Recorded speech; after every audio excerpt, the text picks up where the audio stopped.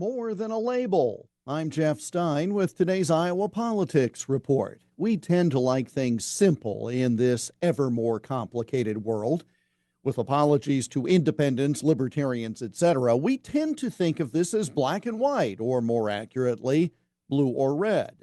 Two parties, two choices, Republican or Democrat, right or left. But the reality is that both major political parties in this country are in the midst of internal turmoil. Democrats are torn between the so-called progressive far left and those who are more centrist. Same with Republicans, although the divide is more personified. Magid Trump backer or never Trumper. So simply going into the voting booth in less than 10 weeks and voting R or D is going to leave many folks disappointed because the very definition of what it means to be an R or a D, well, that's not very consistent. Let's say you're voting for a Democrat. Is it an AOC Democrat or someone perceived as more moderate? If you're voting for a Republican, is that person a confirmed MAGA warrior or someone who would just as soon return to the pre-Trump days? The difficulty for Democrats in governing the past year and a half stems in part from this.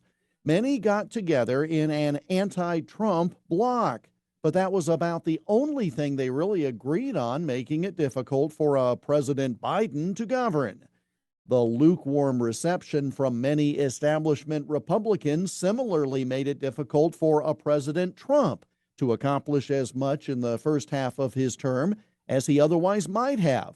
Ultimately, it led to the loss of control of the Congress.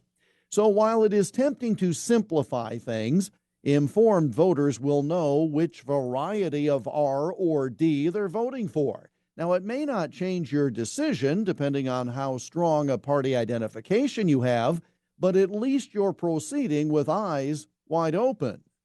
And that's the Iowa Politics Report for Tuesday, August 30 on Twitter, Instagram, Getter, Parler, and Truth Social at Iowa Politics. I'm Jeff Stein on News Talk 1540 KXEL.